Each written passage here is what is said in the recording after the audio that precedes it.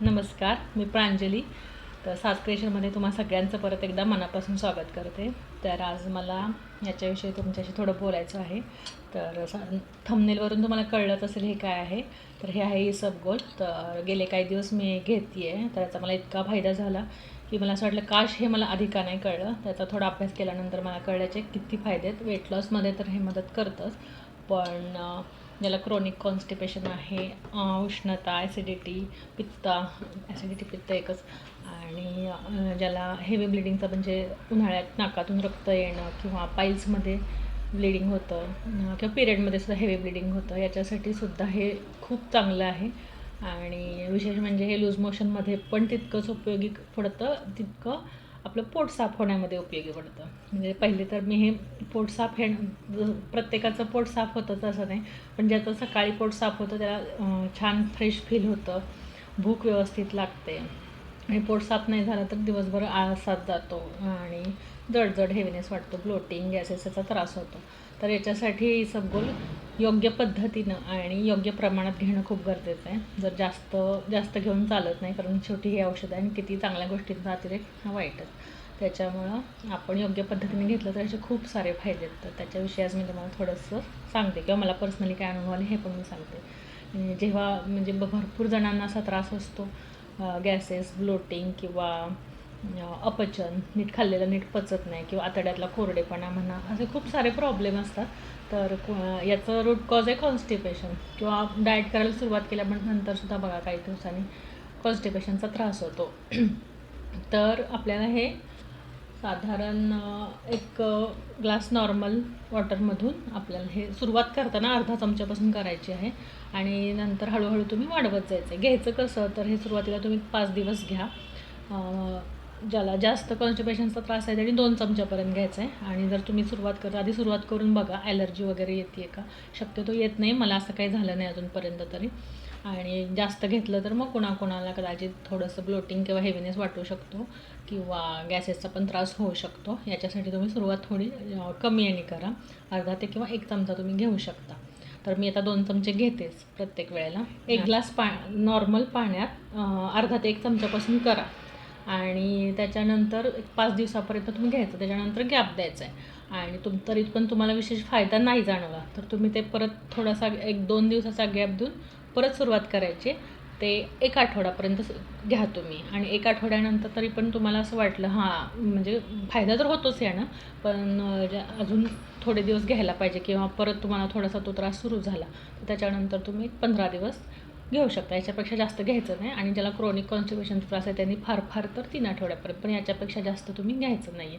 सलग घ्यायचं नाही, मध्ये गॅप देणं खूप गरजेचं आहे. आणि विशेष म्हणजे हे ॲसिडिटी कमी करतं. त्याच्यानंतर एक बॅड कोलेस्ट्रॉल असतं, किंवा डायबिटीसमध्ये जेवणानंतर शुगर स्पाईक होते, त्याच्यात हे बॅड कोलेस्ट्रॉल पण कमी करतं, शुगर स्पाईक पण कमी करतं, आणि शुगर नॉर्मलला आणतं आपली. आणि त्याशिवाय उष्णतेचे विकार असतील तर हे गुणानं खूप थंड आहे. आणि हे घ्यायचं कसं, तर साधारण हे पाण्यात घातल्यानंतर असं ह्याला हे जेलीसारखं होतं. हे बघा, असं हे जेलीसारखं होतं. त्याच्यामुळे पाण्यात घातल्यानंतर लगेच प्यायचं आहे, जास्त वेळ ठेवायचं नाही, कारण पिताना मग थोडं त्रास होऊ शकतो. आणि कुठलंही बघा, साधारण एक जवस पाण्यात घालून ठेवले, किंवा सब्जाचं बी असतं ते, आणि काय असतं असं जे पाण्यात घालून फुलतं, ते घेतल्यानंतर असं जेलीसारखं तयार होतं ना, मग ते त्याच्यानंतर आपल्याला त्याच्यावर 1-2 ग्लास पाणी पिणं गरजेचं असतं. कारण किंवा भरपूर दिवसभरात आपण जेवढं पाणी पिलं ते चांगलं असतं, पण ह्याच्यावर तुम्हाला एक्स्ट्राचं पाणी प्यावंच लागतं, कारण ते जेलीने पोटात जाऊन पण ते फुगतं आपल्या. त्याच्यामुळं आपल्याला हेवीनेस, थोडं ब्लोटिंग काही दिवस वाटू शकतं, पण म्हणून सुरुवात करताना थोडंसंच करायचं. त्याच्यानंतर आपल्याला उष्णतेचे विकार असतील, उन्हाळ्यात नाकातून रक्त येतं, किंवा पाईल्सचा त्रास होतो, पाईल्समध्ये पण ब्लिडिंग होतं काय वेळेला, किंवा आपलं पिरियडमध्ये ब्लिडिंग होतं, त्याच्यासाठी सुद्धा हे उपयोगाचं आहे, कारण हे गुणानं थंड आहे इसबगोल. आणि घ्यायचं कसं उष्णतेच्या विकारात, तर तुम्ही नॉर्मल ताकामध्ये तुम्ही साधारण एक अर्धा चमचा घालून दिवसातून 1-2-3 वेळा घेऊ शकता. आणि मी ताकातूनच घेते आत्ता. आणि ज्याची पचनशक्ती चांगली आहे, ज्याला दूध पचतं, किंवा गट ज्यांचं हेल्दी आहे, आषाढणी दुधातून किंवा ज्याचं लवकर जेवण होतं रात्री आषाढणी दुधातून सुद्धा घेतलं तरी चालतं. आणि दुधातून मग 1 चमचा घेऊ शकता तुम्ही. 1 ग्लास दुधात 1 चमचा. पण ज्याचं पचन चांगलं आषाढणीत घ्या, कारण दूधसुद्धा पचायला जड असतं आणि ह्याच्यात फायबर असतं.